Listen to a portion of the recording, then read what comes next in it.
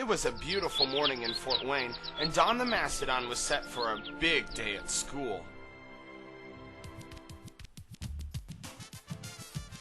Don had a final exam, and he could not afford to be late.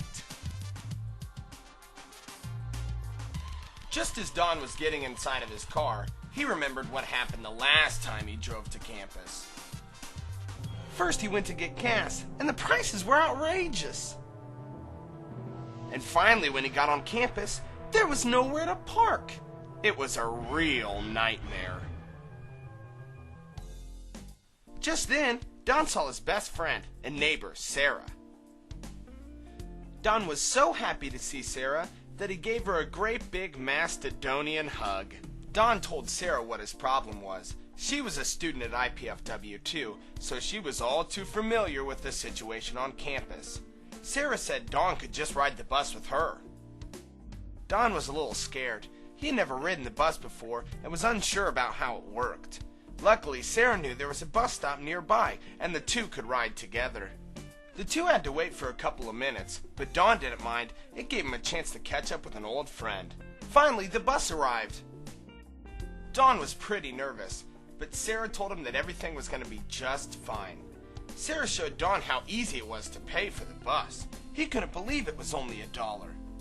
In fact, Don was so excited, Sarah couldn't even get him to sit down. After Don settled down, the two had a nice chat.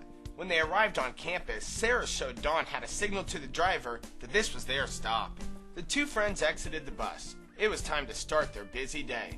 Don was so excited about the bus, though, he wondered if he'd be able to concentrate on his test. After a long, hard day, Don was ready to head home.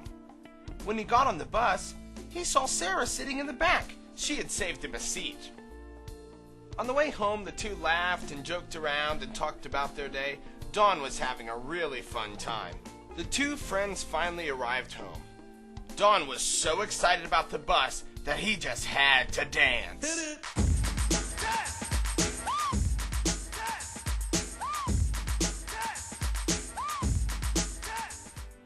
Don would never forget his first bus trip, and he promised from now on that he'd be riding with Citilink.